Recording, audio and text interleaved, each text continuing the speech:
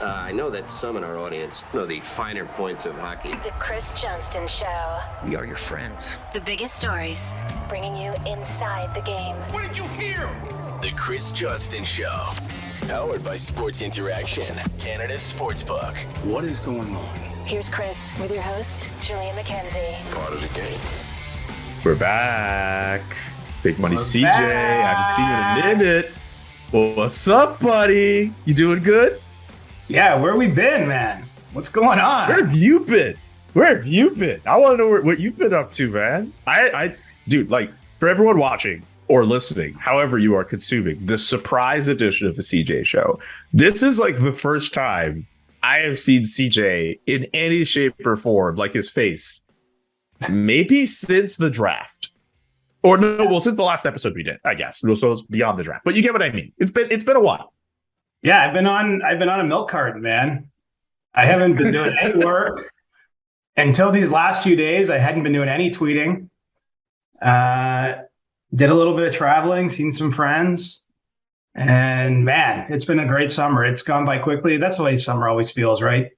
Even when you were like in grade 5, you thought summer's here, I get all this time off, and before you know it, you're on the first day of grade 6. So I think that's sort of a universal feeling, but it's been great, man. I missed you, missed the SDP crew. It's funny, the chat got going the last few days. Like literally everybody is somewhere, not everybody was everywhere. Basically, nobody was in the same city. So yeah, like I mean, I was actually there was a stretch of time the last week where I was in 4 different Canadian cities. Man, I was in like Ottawa for a bit. I was back home in Montreal. Then I was in Quebec City for a day. And then I went to Toronto for a weekend. Like I was in 4 Canadian cities in the span of a week. What was your least favorite of those 4? The least favorite of those 4, it's not really fair to say Ottawa because I did less stuff there. But like, yeah, Ottawa, unfortunately, because it was a day trip and all I really did was like I caught up with a few friends. I went to Expectations for brunch. I went for a beer at the Byward Market. Like by default, like compared to all the stuff I was doing in Montreal, Quebec City, and Toronto, like Ottawa kind of gets the short end of the stick. Great city, but like I by comparison, no, like it's 4th place. Got it. I just want to try to like cause some controversy in our summer episode here. So come on, we just got back. I don't want people from Ottawa giving me guff about how I don't think their city is great. Their city is very nice. It's a nice city, quaint time. You could hang, again, Byward Market, or you hang around Lansdowne. You go to Joey's and get yourself some good food. It's a nice place. It just so happens that last stretch of week, it was the worst of the 4. Look, Quebec City was great. Got to see the waterfall. Got to go to Toronto. Got to watch a Jays game. Got to watch Kendrick. Kendrick Lamar. Went to Maddie's Patties. And look, Montreal, like, how are you going to beat Montreal? Especially if you're going from cocktail bar to cocktail bar to the Plateau, to Mount Royal, to all that stuff. Sorry, Ottawa. Okay, what about you? I love that you were in Toronto and none of the guys that live in Toronto from the SDP were there. Yeah. None of them were there. Big boss man Adam Wild, I see from his IG, he's on vacation. Jesse Blake, who's just returned last night from vacation and is filling in for us today. Props to Jesse. Because producer Nick is down in New York, bringing the Blue Jays good luck in their series with the Yankees so far. So keep doing your thing down there, Nick. I believe Steve. I'm not trying to dox anyone. Steve's somewhere in cottage country. So yeah, we've all been here, there, and everywhere. But that's what summer's for. But it's starting to feel real, man. I got to say, like it's actually been a newsy summer. A lot's happened since we were last here, and especially with the last couple of days, what went on with the trade from Calgary and then the signing of Kadri, like my brain's starting to get back to like, holy, we got a league to cover here. This is not going to be that long, even though it is still 3-4 weeks until training camp start. By the way, we're going to try to make this podcast all about a lot of the stuff that we missed. I mean, we missed each other, clearly. Well, sprinkle in more summer stuff, but we are going to talk about Kadri. I don't think we did an episode when the Matthew Tkachuk deal happened, so we're going to try to get some thoughts on that. It's going to be very Calgary Flames heavy because they did a lot of stuff within the last month that's had a lot of people kind of like, just being taken aback a little bit. Very interesting times to be Brad Treliving and the Calgary Flames. And we'll talk a little bit more about their cup odds in the sports interaction segment. But like, and I know we'll get into a little bit more in depth, but like, you look at the Calgary Flames right now and the summer that they've had, the roller coaster of everything. Like, we had good summers. Like, imagine what it's been like for Brad Treliving and that Calgary Flames front office. The funny thing is, if you ask them in an honest moment, I don't know if they could say it's been a good summer. Like, it might get them to a good place, but man, it's been an up and down summer, 5 weeks, whatever it was, going back to when they were, trying to sign Johnny Gaudreau to a contract right before the start of free agency, get dealt the blow, with Matthew Tkachuk indicating he's not going to sign a long-term deal there and having to contemplate trading him. And then, obviously it's flipped back the other direction since then. I think that there's a lot to be excited about with their team, despite losing 2 100-point players. The way it was described to me by someone as I've sort of got my phone back working again these last few days, it's like they're playing fantasy hockey, right? I mean, the sort of moves that we've seen them pull off just with the size of players is sort of what you're used to seeing. Maybe if you're doing like the be a manager mode or something in a video game, or what your friends are doing in their pools, shaking up a team. But the reality is, especially in the NHL, is you don't see this kind of fundamental change too much. And my initial takeaway, quite honestly, is like, they didn't choose this, right? I mean, they tried to sign Johnny Gaudreau. They offered him more money than Columbus. I know we've been down that path, but let's remember where they started here. They were trying to keep this team intact, but they might end up, as a result of having the core shaken around, that they might end up maybe with something a little better, because, it had been a lot of years with Huberdeau and Monahan, and then, Matthew Tkachuk a little later, kind of being the main players in that team. And, they had a couple of great regular seasons, but never really got over the hump in the playoffs. And I'm not hanging it just on those guys, but maybe by shifting some of the dynamic here and sort of being forced, again, their hand being forced to, might be one of these nice reminders that sometimes, you don't get what you want, but you get what you need. That is very true. Before we get to sports interaction, because I want to save more of the Calgary talk for the other side. You mentioned be a manager mode back in the days when you would play shell. Were you a big be a GM guy? I wasn't. I got to be honest. Like, I haven't been into video games since that was even a thing. I think if that had been around when I was a kid or a teenager, I definitely would have been into it. But I must confess, I've never really done that, but I'm aware that you can do it, and it's it's cool. I mean, basically, I do it for a living, right? We're all second guessing these GMs essentially all the time, and trying to pick through the rationale for their moves, trying to understand what they're doing, and occasionally in a forum like this one, we suggest moves maybe they should have made instead of the ones they actually chose to go down and do. That's true. I'm glad your phone is back on, by the way, because we're going to have a lot of hockey to get through between this episode. By the way, I owe a few of you out there some texts. There's a lot of unreturned texts. I'm sorry, it's nothing personal, but I just was legit unplugging. So I'll get through the next few days here. I don't even know where you were. You were just MIA like the whole time. Spent a little time in Europe. Yes, saw some good friends there. Was in Sweden and Finland, where I have some good people in the hockey fraternity that are friends of mine, and had some fun nights out. Had a pretty wayward night actually in Helsinki with a couple of former hockey writers. An unplanned one too, which is funny. Like it didn't start out wayward, but all of a sudden there was licorice shots and it got late early. But it wasn't that kind of trip by and large. It was more relaxing than anything else. But it was good to connect with some familiar faces. I saw Emily Kaplan in Stockholm. Shout out Emily Kaplan. Of all things, she was traveling too, and our paths crossed there. So yeah, it was a good time. And I'm not really working fully yet, so let's not get too carried away. But it's the soft restart into the 2022-23 season for me now. If you want, before the end of the episode, you have, I would have no problem if you want to share any more stories of your time away from civilization, but we could get to that on the other side of sports interaction. We're just going to do it between CJ and I. No David Bastel this week, but if you are playing sports interaction, as always, 19 and over, play responsibly. There will be a link to responsible gaming strategies in the description of this show. Let's get to sports interaction. Welcome to You Can Bet That. David Bastel is normally here. He is not here. So I'm here. He's gone fishing. Yeah, clearly he's gone fishing while, we decided to take a break from our vacations. Remember to hit up sportsinteraction.com/SDPN for all of your gaming needs. The one thing I want to focus on are the odds posted on sportsinteraction.com for the best odds for the Stanley Cup winner for next season. The sixth best odds is a team we're going to talk about a lot on this podcast, the Calgary Flames, at 16.31. I wonder if you've seen all the stuff that they've done over the last little while, adding Nazem Kadri, adding Mackenzie Weegar, adding Jonathan Huberdeau, and you're looking at that bet at like sixth best odds right now, according to Sports Interaction. It could change before training camp, but I don't know. If I was a gambling man, sixth best odds look pretty enticing to me. I don't know. Well, you're at the point. I mean, look, if you're one of six teams that they're saying have the best chance to win, to me, you're in the collection of teams that can win. Because I think the reality every year is maybe it's even wider than that. Maybe it's eight teams. Even as you're watching the season, we can usually isolate in on those teams. But, Calgary, to me, look, they've been there. I think that it's pretty evident that Daryl Sutter's done a nice job coaching that team.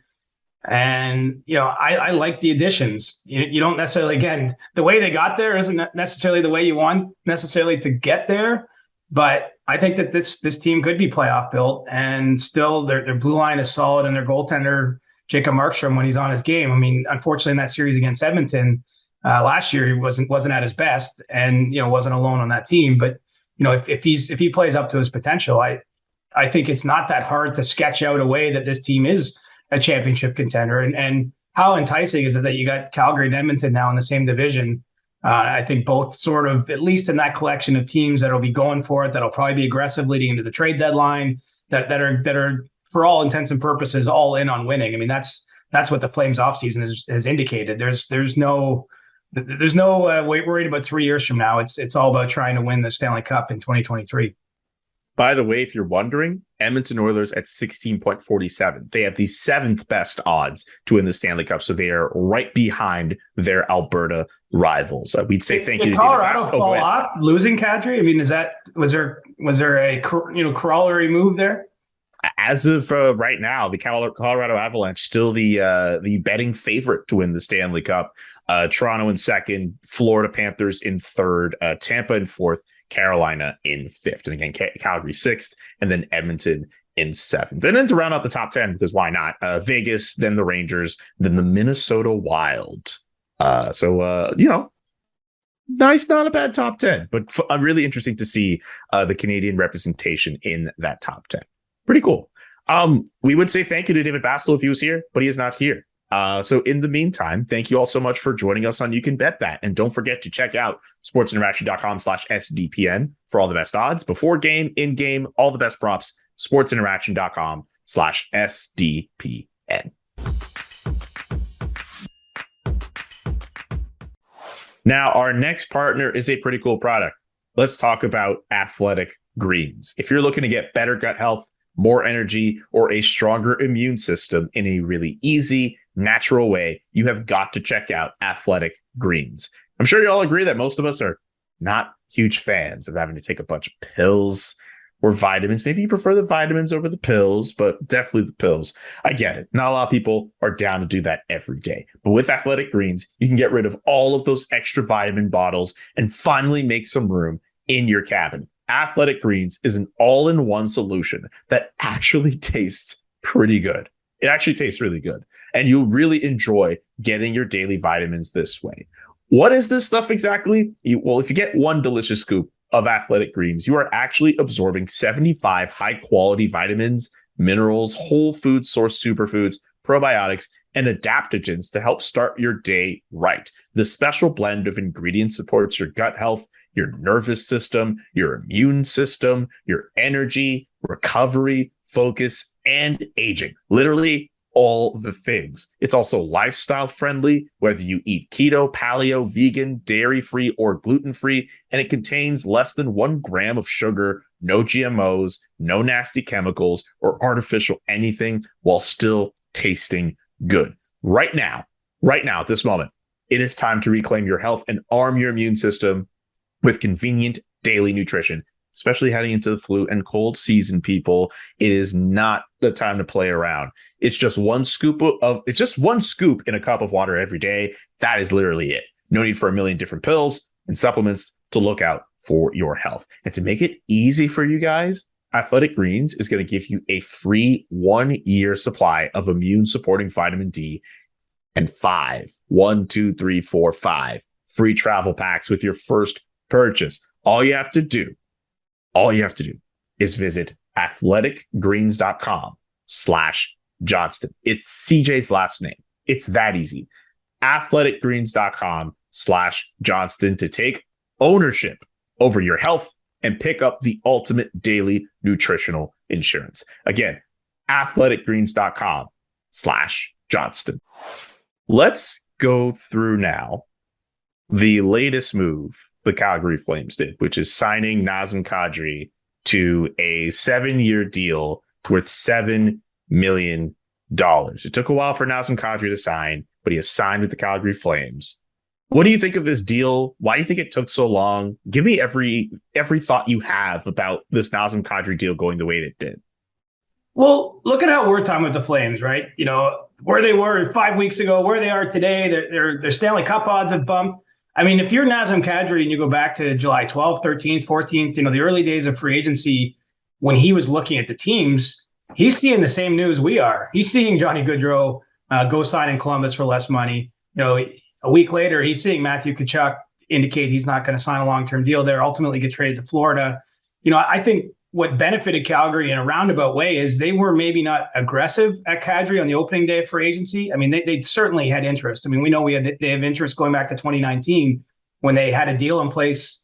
I believe it was a 3-way deal, but a deal in place anyway, the Toronto Maple Leafs to get Nazem Kadri that was ultimately scuttled by Kadri not waiving a no trade clause. And so, you know, they've had long-standing interest in him. They obviously kept in touch with his camp, but it wasn't like on the first day of free agency, they came bursting through the door with some crazy offer.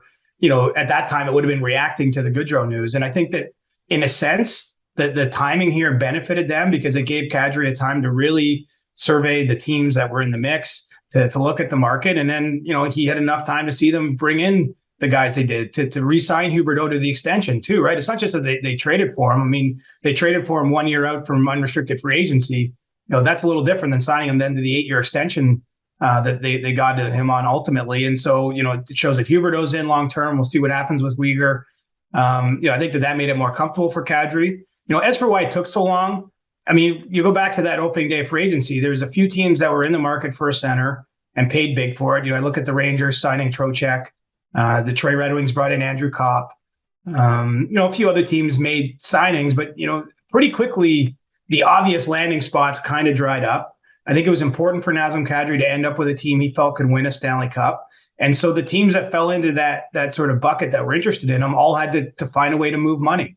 And, you know, ultimately, about a week ago, he indicated to Calgary he was willing to sign there. They had the parameters of the contract in place. And then it was a matter of, you know, them working out the trade they ultimately made with the Montreal Canadiens to move Sean Monahan's contract to make it all work in terms of a timing standpoint. But, you know, I think a team like the New York Islanders, which was, you know, obviously pretty openly attached to Kadri, was unable to move that money to make it work. And, you know, for Nazem Kadri, is, you know, I don't know, we talked about it during the season a little bit, Julian.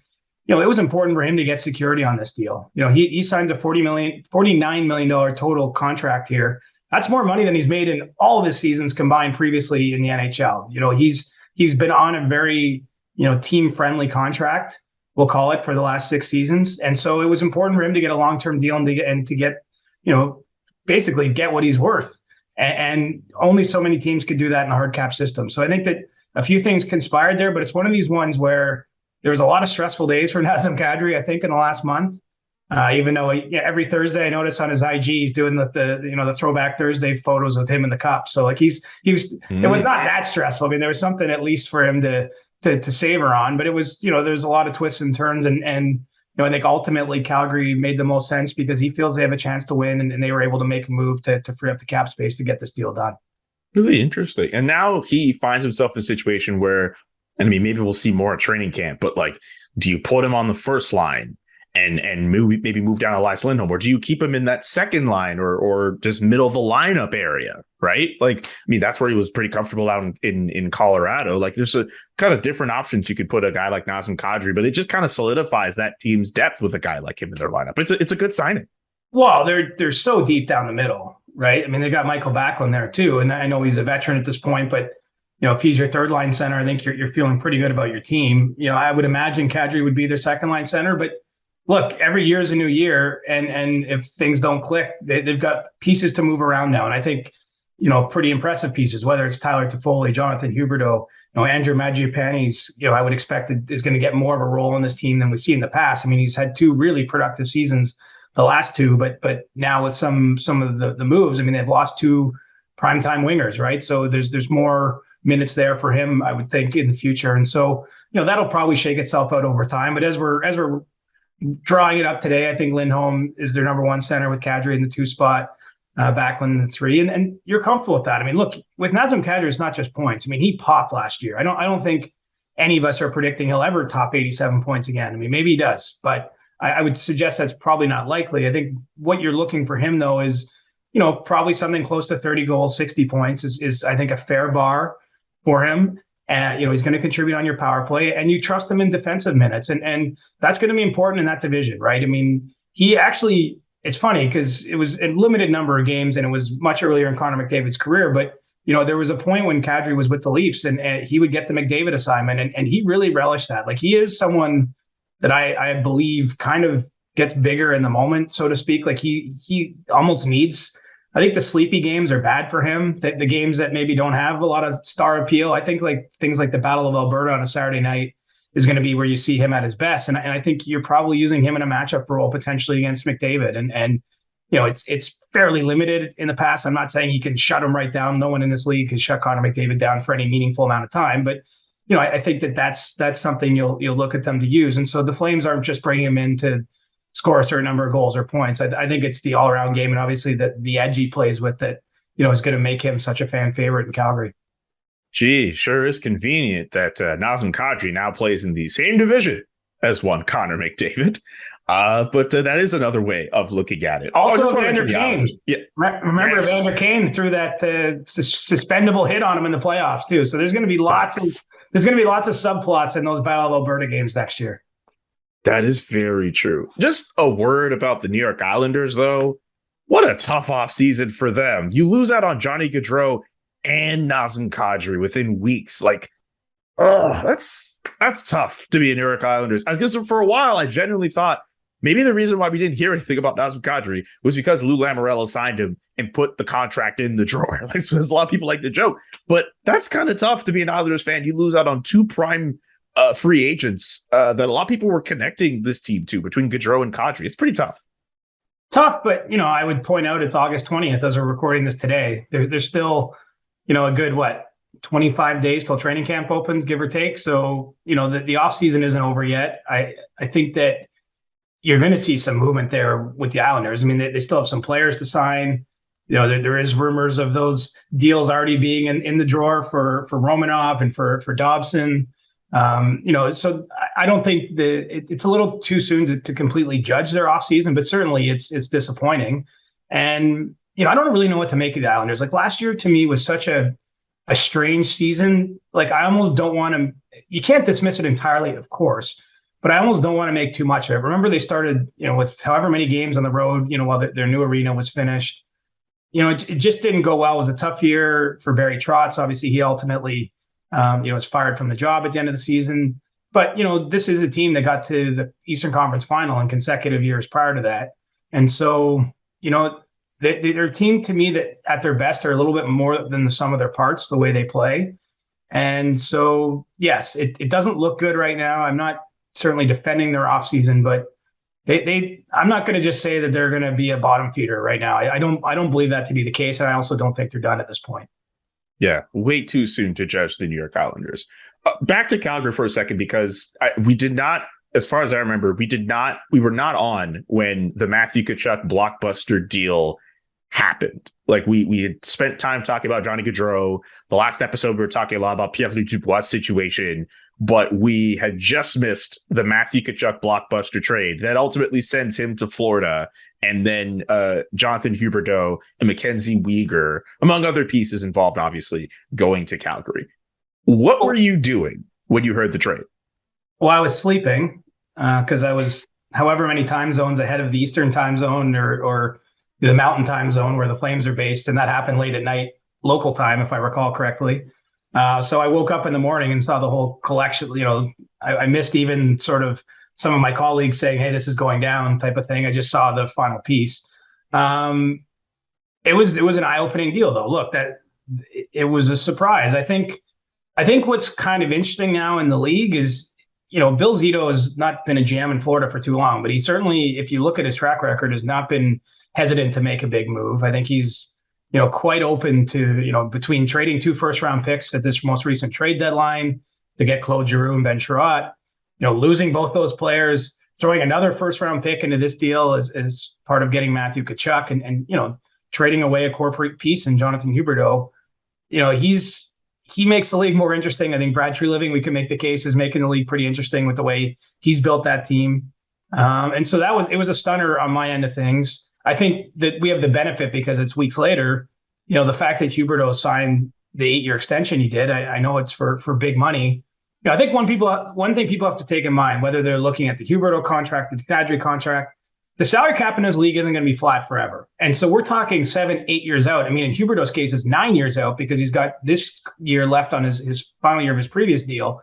6, 7, 8, 9 years from now, the salary cap could be $100 million. I mean, it's a fool's errand probably to say with any certainty where it's going to be. I don't have the sophistication to guess at it. And quite honestly, part of it will be tied to how the next CBA is negotiated between the PA and the league. So you're forecasting somewhat. But I think it's important to remember with these longer term deals is that a $7 million contract, in 7 years, it might not look that big for Kadri. I mean, sure, I don't think any of us think at 38 that he's going to be a player that's in their top 6 at that point in time. I mean, maybe he is. We've seen the odd guy be able to do it. Look at Joe Pavelski, for example, and Dallas. I mean, there are players that can do it, but it's not, certainly if you're putting gambling odds on it, if we're doing a sports interactive segment, I think it's more likely than not he's not a frontline player at that point in time, but $7 million might not be as onerous as it might look today. So I think the teams are making that valuation. And so the fact that they got Huberdeau signed, remove any sort of,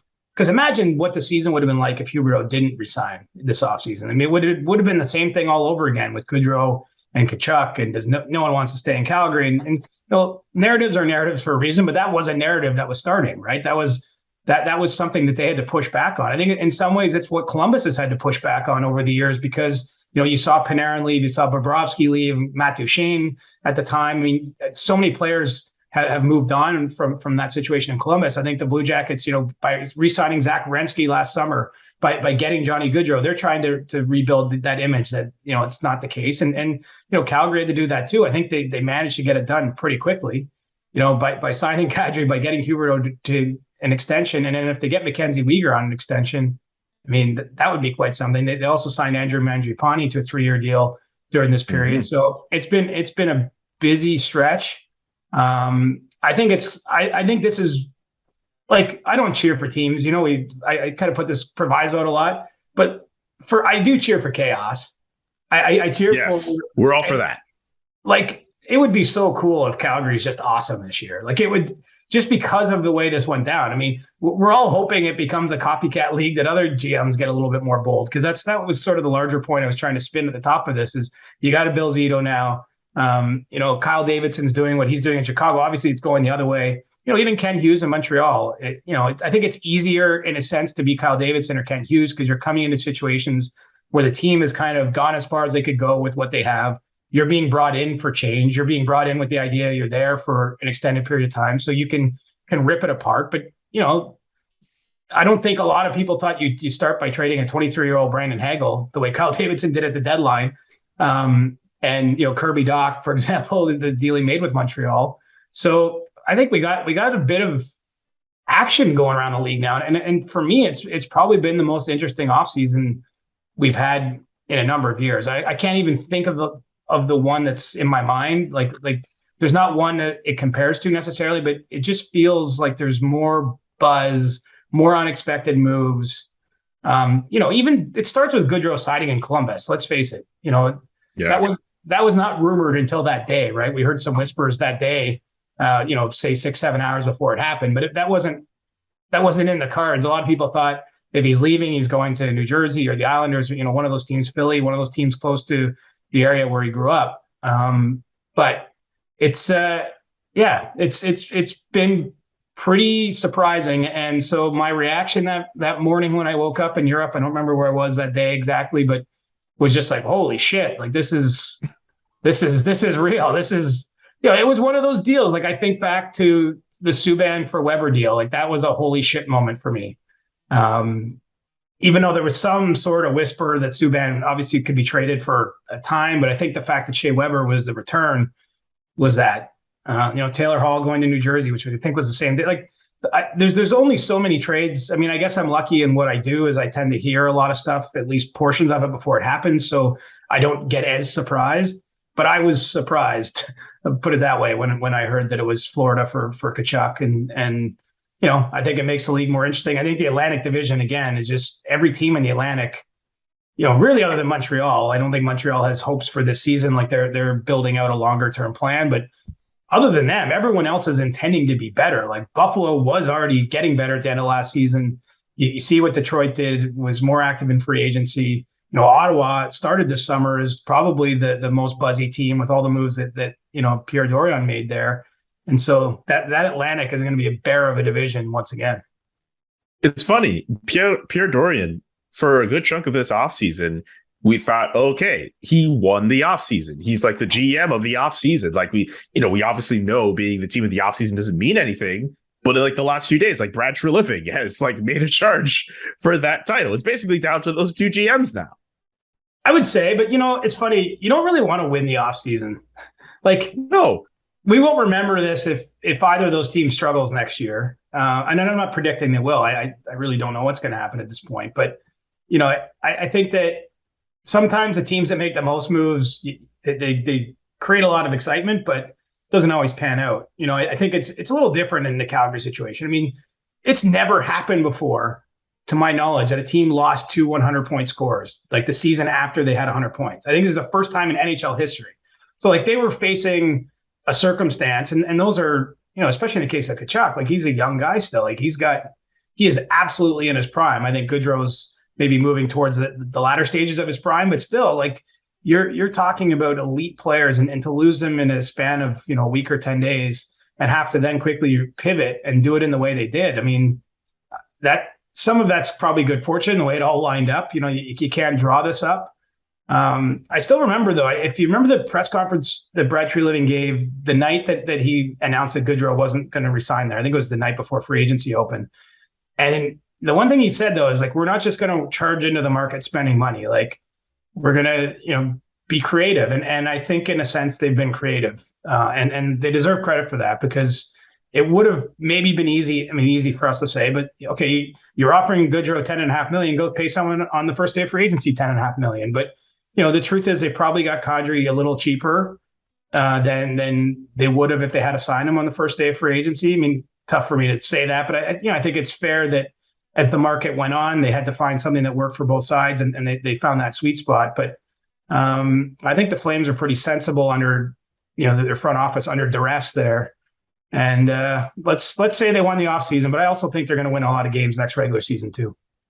Yeah, I think they're going to be a playoff team, and I think they're going to be just fine. And yeah, like winning the offseason doesn't really matter all that much, but I think it's worth giving credit to Brad Treliving for the job he was able to do. A lot of other GMs might have just not have nearly as good of an offseason as he could have. One other thing that he did too, got out of that weird Sean Monahan, well, not weird, but that Sean Monahan contract, which unfortunately because of injuries and stuff was probably going to get a little bit more worse by the day, and dumps it off to Montreal, which I guess we can kind of transition over to the Canadiens and what they have going on here. Monahan says he's healthy, and we'll see about when he'll start with the Montreal Canadiens. But Kent Hughes also doing a tidy bit of business, but also there's the matter of Carey Price as well. There's a bit to unpack with the Montreal Canadiens and their last few days. Do you want to start with Monahan or do you want to start with Price? Let's start with Monahan. I think that what's interesting for them, I mean, look, if you're Montreal, there's no reason not to make this trade, really. This is a player that is coming off his second consecutive summer where he's had a hip surgery. So obviously there's huge question marks about his health, how he'll bounce back for that.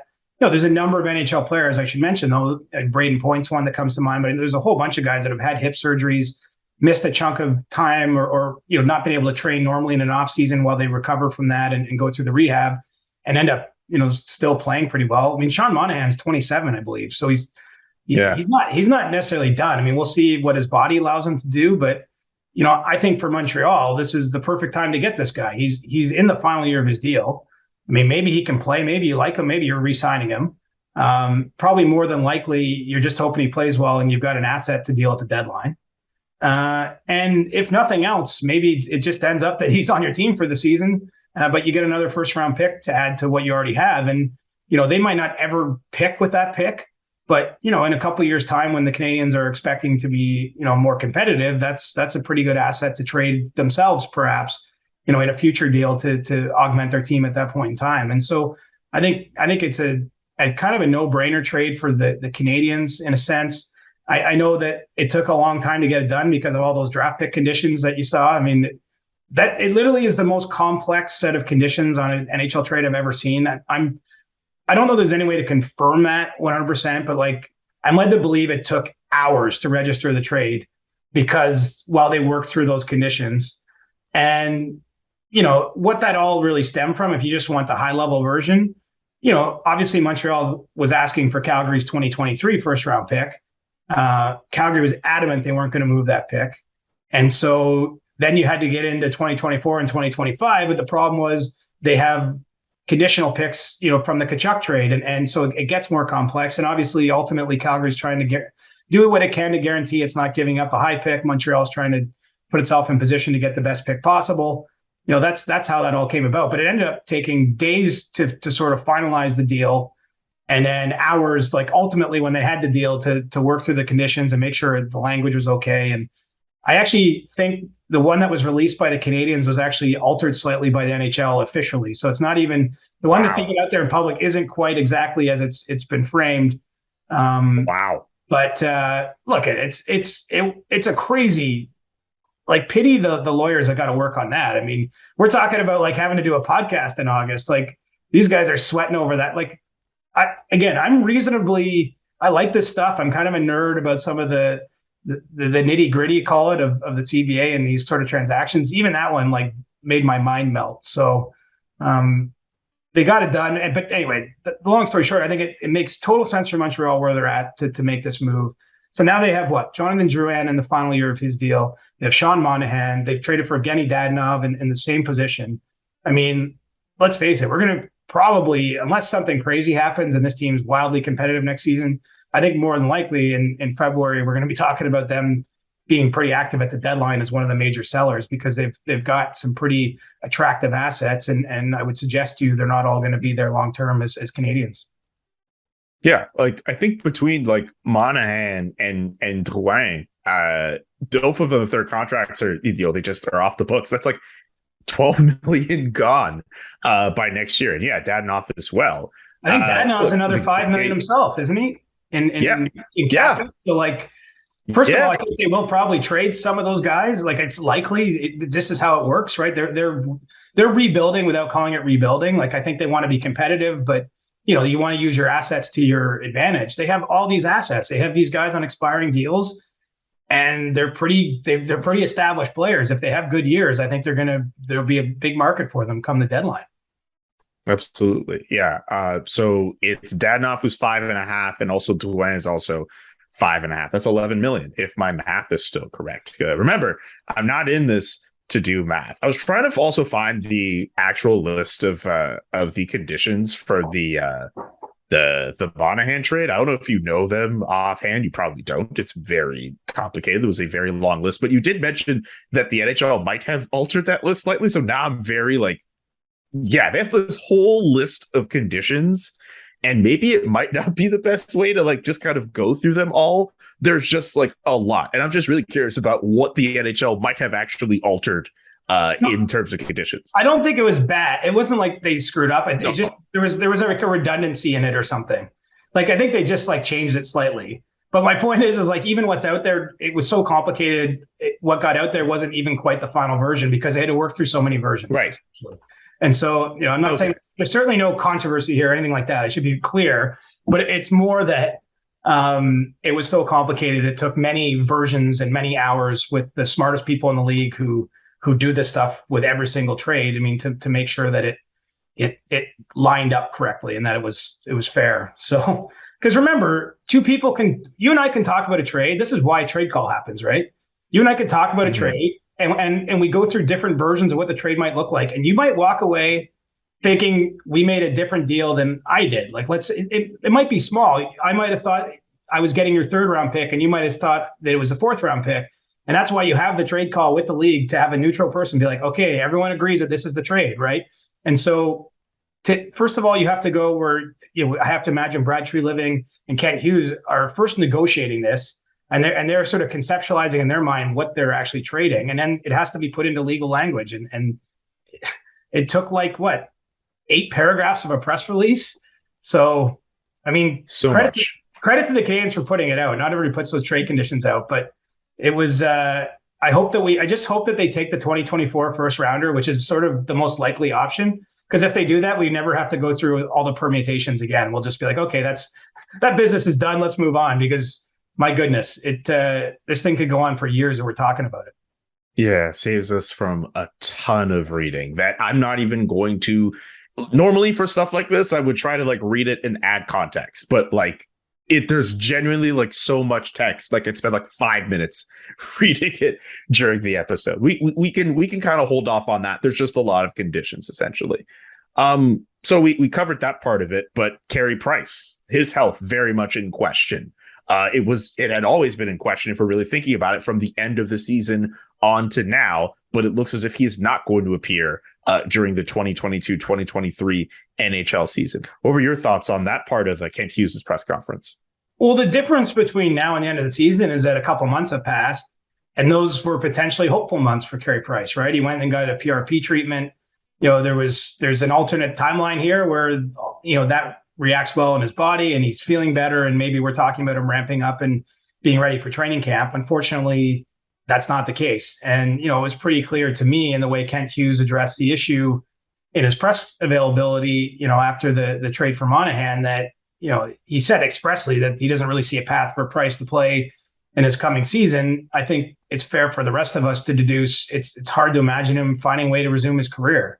And it'll be interesting when Carey next speaks to reporters, what he has to say about that, where he's at mentally in terms of, does he want to push through? Is there a medical, is there some sort of surgical procedure with probably a long timeline that he's willing to consider going through, or is he kind of at the end? And, I don't know where he's at. But, I certainly think it's fair for us to say that the future of his career is in serious question here. And it's a sad way for it to end. Unfortunately, it happens to a lot of athletes, and we have to look around the league. There's a number of great players that end up finishing their careers on LTIR. Shea Weber's doing it right now, the former captain of the Canadiens. Chris Pronger, Pavel Datsyuk, Marian Hossa. I mean, guys went from LTIR to the Hall of Fame. There's a lot of them. And so, I hope for Carey's sake, if he wants to play, that he's able to get back. But, I think that it's becoming increasingly clear that that's not that likely, I would say. And so, that allowed the Canadiens to make the deal because, they're planning on having his deal on long-term injured reserve next year. And we'll just have to see where it goes from there long term. Maybe if he is done, maybe they're trading his contract the way they traded Weber's contract earlier in the offseason, something like that. But not good news for Carey Price. As you say, it's not a total surprise, but I guess you wanted to keep hope alive because he was receiving treatment this summer, and that at least theoretically could have helped him get back and be more of the player he wants to be. Yeah. If this truly is the end for Carey Price as a member of the Montreal Canadiens, I hope that fans of the market truly appreciate what they had in the Hart and Vezina Trophy winner, who literally gave his body up to ensure that the Canadiens could remain afloat as long as they could have. He was just in terms of just being in the net, a stellar presence for that team. And I generally hope fans appreciate what they had in Carey Price as a netminder. He was truly astonishing to watch. I think they will. I think, sometimes in the moment, there's lots of sort of day-to-day controversies, if you want to call them, or stories and all this stuff. But I think ultimately, you'll step back and look at his record, his resume, where he ranks all time and for Canadiens goaltenders in all the key categories. I'm pretty confident in saying that you're going to see his number one day retired. And I think that he'll be remembered as one of the great players of his era. I mean, we'll see. The Canadiens have a higher bar for such things than a lot of teams. And obviously there's already a lot of numbers up there for good reason. But I think that conversation at least is reasonable, given what he meant to the organization. It's not his fault they couldn't score goals. I mean, in his best years, that team just struggled to score when it mattered. If you go back to some of that, and he also got injured in that Eastern Conference final against the New York Rangers, which, not really his fault. He gets crashed into by a player. And so he couldn't be the factor at that year where, he was the top player in the world, right? He led Canada to gold medal in Sochi that season. I believe it was the next year, was it 2015 that he won his Hart Trophy? But, that was kind of his, if you look back, that was kind of his peak, and the Canadiens were right there around it, but they just couldn't, fortune wasn't on their side, and maybe just down a score or two to really be a team that could win the cup. That is very true. There's a few other news and notes we can kind of quickly get to. We kind of thought that Patrice Bergeron was going to stay in Boston. It's not a complete surprise that he's staying. It did take a bit of time, though. Any thoughts on Patrice Bergeron sticking around in Boston? Well, I think the takeaway for me is if you look at the way Bergeron's contract is structured, and also David Krejci returning to the Bruins, both of them, it's pretty heavily put on signing bonuses. And the reason that is significant, and they're signing bonuses that are very achievable. I think Bergeron's is if he plays 10 games, he basically gets a big signing bonus. The reason that's significant is because that money can be pushed to the following season cap-wise for the Bruins. And so what I think this sets up as a one last kick at the can for the Bruins type of year. And it's not to say, look, they can next summer that there's ways to maybe to say it's another year, but this really does, the way it looks to me is like that, you only have Bergeron for one more season. Krejci's come back for this 1 year. That they've structured the contracts in a way to be team friendly for 2022, 23. Likely those bonuses are pushed to the next year, so it's going to be harder the next year to build your team. You only have David Pastrnak under contract for one more season too. I mean, that's another factor here, and we'll see where his situation goes. I think it's really important for Pastrnak. I think he's at a stage of his career. In fact, I know he's at a stage of his career where he wants to win. And so, if the Bruins are in fact just taking this one last run at it, maybe it's going to be harder to keep him around if they're going to go into some sort of step back type of scenario. So that to me was the most interesting aspect of the Bergeron resigning. Not that he resigned, but just the way that definitely sets up to me like they're going to be aggressive for this season. But I don't know long term. We'll probably be talking about them taking a step back after this coming year. So we get the Bruins out the way. We can go to John Klingberg in Anaheim signing that 1 year deal out there. What did you think of that move?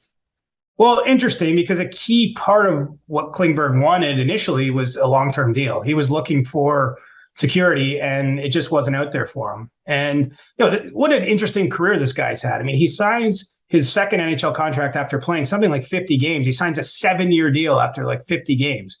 At the time, there was really no precedent for it in the cap era. And, as a result of that, he probably, because he became a really impactful player for the Stars in those years, he probably played a little bit under market. There's a little bit of shades of Kadri to this. I mean, different players, of course, different positions, but, the circumstances are similar in that he gets to this point where he's in his late 20s, Kadri's case, early 30s, but he's looking to cash in, and it wasn't there for him. So he's taken a bet on yourself contract. He's, in the short term, he's making more money in Anaheim. I'm sure he signs that deal understanding that we're going to be probably talking about his name at the trade deadline because the Ducks are not a team that I would expect to be too competitive this year, at least not competitive in the sense of going for the playoff, but we'll see. I mean, they had a pretty good start last season before sort of trailing off. So maybe they surprise and we're talking about them keeping him, but I think more than likely he's looking to prove himself, take the money, and might be moved at the deadline and have to move again. So it's the opposite of the security that he craved, but I think the market just pushed him there. He wasn't going to be able to get the long-term money that he wanted to sign a deal anywhere else.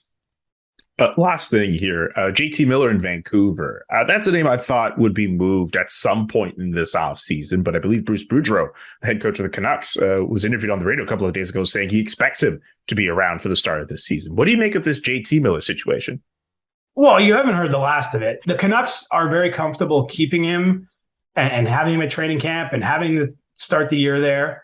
And, this is a year where they want to make the playoffs. So, it's not a foregone conclusion that he's gone. He might end up becoming one of those own rentals, as I guess they're called, when you keep a player on an expiring deal to get what you can out of him in the second part of the season. But it's also not a surprise to hear that he might still be traded at some point. I think that his name's been out there prominently enough.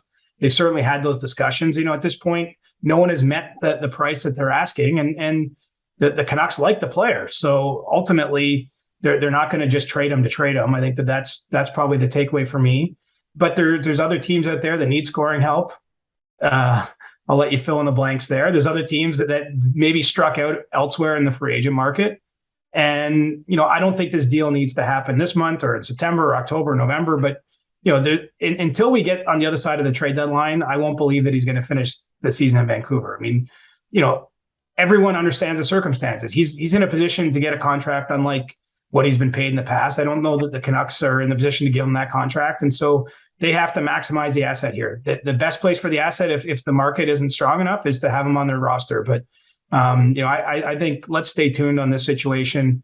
I don't believe anything's happening soon by any stretch, but we also can't just say, okay, he's gonna finish the year in Vancouver, everything's fine. I think that you're going to hear a lot more JT Miller trade rumors as time goes on. Do we have any sense of what the Vancouver Canucks might want in the trade for J.T. Miller? Well, they've wanted players, I think, as part of it. It's not just a straight up picks deal, but it's also, multiple asset type of trade. Look at some of the players that have been moved that have had seasons like this. I think now it gets complicated as you're trading only one season of him to the other team. So, perhaps you're trying to make a deal where they're signing an extension as part of it. That dynamic comes into play. I mean, the reason they listened to trade discussions on him last year is because at that point you were trading him for 2 years. And so presumably the offers might be better. At the end of the day, this guy has been extremely productive. I think it's been lost somewhat if you're not in the Vancouver marketplace about how productive he's been, because their team hasn't been in the mix these last few years. They've been sort of a forgotten team nationally, I think, in a lot of ways, because it's been so long since they've really been making some noise. I guess the Edmonton bubble was the last time we saw them making noise, and then they've fallen back since that time. But I just think that he does something that not a lot of players do, and so Vancouver's not going to give him away. That's the simple truth of it. And so when you hear Bruce Boudreau say he expects him to be a camp, that's because, for a long time, teams have had the ability to come and trade for him, and no one stepped up and done it. And so, I think it is fair to think of this late aspect of the summer, he'll be back. But, let's see where that one goes, because I still think that's sort of an open file, if you will. Any final off-season free agent thoughts? Anything about any best player availables, or like PK Subban is still out there, and we obviously know with the name and attention that he brings and all that. Like, any final thoughts before we wrap this part of our glorious show up? Well, some big names. Phil Kessel's still out there. The active Ironman leader in games played for the NHL right now. PK Subban. Those are probably two of the two players that wherever they sign, whenever they sign, will still get some buzz on Twitter. There's weren't what they were at their best, but some big names too. So, ultimately some of those guys might end up on PTOs as camp gets closer. I mean, just look around the league. There's just not a lot of money, and that's not necessarily anything new. And maybe those players too want to play out their options, see exactly where everyone's at. I mean, some of it too is about opportunity. It's not just about finding the best team. It's about where you think you fit the best. And, the truth of the matter is, I mean, the Flames have kept this offseason alive more than most, by making the Tkachuk trade in mid to late July, by the Monahan trade and the Kadri signing in mid-August. But, this is usually a quiet part, for the league. I think by early September, we'll hear where those players are headed or if PTOs are happening and all that. But those are the names I think are still of some interest. But, most of the business, frankly, got done on July 12th and 13th. And I think a lot of people are at their cottages right now. Yeah. Well, not us. Well, I can't complain, man. I have not done much work for the last month, so it's been a really great time.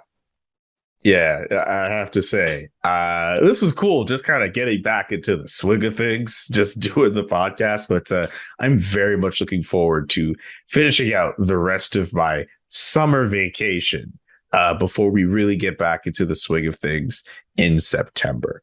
I wrote in our set list like summer stick taps. I have one. If you have one, obviously feel free to share. Do you want me to start? Should I start? Like, what do you want me to do here? You go first. Okay. Well, I want to just give a stick tap really to the family of Ben Stelter, the very young Oilers fan who unfortunately passed away earlier this week. And no, not earlier this week, but a couple of days ago. But his funeral was earlier this week. We remember in the playoffs where the Oilers rallied around him as he was unfortunately diagnosed with a brain tumor. Just a kid with a lot of great spirit. And it was really interesting talking to people who don't really follow hockey, who followed his story and knew something about him and were taken aback by this child. So to see the city of Edmonton rally around him and his family, that was something really nice to see. And I want to give him and the family a just my condolences, obviously. And look, we do these stick taps just to show love to anyone in the hockey community or anyone in the surrounding world. And I just want to take the moment just to pay tribute and just say, just give him his flowers while we can. So yeah, I just want to take the time to say that. And again, my condolences to his family. Absolutely. Here. I'm going to have a maybe more hopeful idea now, but Earl Schwartz is going to get my stick tap for the summer. I don't know if you know Earl, Julian, but he's been a member of the Twitter community. I think he grew up a Leafs fan, but really understands the CBA on a level most certainly casual observers don't. And as no surprise to me, he's been hired now by the Carolina Hurricanes to join their front office. I think what's really cool about Earl's story, and I would encourage you to go find him on Twitter. He wrote a goodbye post for the Leafs Nation blog that he'd been contributing to. And this is a 23-year-old kid, played junior C hockey in high school, never had any real thoughts or ambitions that he would be someone that would go to university or college. Was trained to be a millwright, but throughout his high school days, he took a lot of interest in the CBA and just started reading it and started tweeting about it. And, eventually was blogging. I know he went on to ultimately do a college program in sports management. So he did get some formal training, but at 23, he's now hired by an NHL team. And I think there's something beautiful in his story. I really would encourage you to read it. I'm not doing it full justice here by repeating it. But he's someone who found a way to add value, who pursued his passion, who showed what he loves and shared that with the world. And ultimately he's now living, he's probably taken a step even quicker than, I can't speak for him, but than he thought he could. And I just think it's a really hopeful story. He also has a great line in there about, don't just look at my story, that he's urging people from all kinds of different backgrounds. Like, you don't have to be a hockey player who gets interested in the CBA to end up with an NHL team. But I just thought he's wise beyond his years. I don't know Earl well. I've followed him on Twitter. He's really added a lot to the community, in my opinion, in the last few years. It's a shame we're going to lose him as a public facing presence, because he really understood the CBA, could explain why transactions happen in a way very few can that aren't employed by NHL teams already. But all my best to Earl, and don't look back, kid. Keep chasing your dream, because I think you can inspire people just by living your life at your best. Well said. Ben Stelter and Earl Schwartz, deserving of our summer stick taps here on the CJ Show. And that's going to just about do it for this Lucy that we just decided to throw out there for everybody. A few people were asking about how we were enjoying summers. We decided to, give out a little something for you guys. Look at CJ. He's already got the sunglasses on. He is ready to enjoy his Saturday, as am I. I'm gonna go back to bed, honestly, take a nap. Oh man, The summer of Julian thank you so much. continues, man. It's been like a big bar tour on your IG account. So keep it up, bud. Honestly, have fun, get relaxed, get refreshed, because we're gonna have a great second season. Oh yeah. I can't wait for how this second season's gonna go. A lot looks as if it's going to happen, especially as we make the charge up to the start of our second season of the Chris Johnston Show. CJ, always a pleasure to see you, buddy. I know a lot of big things gonna happen for you too, man. We'll see. Yes, sir. All right, man. For Siege, for Julian, peace. We'll be back. The Chris Johnston Show.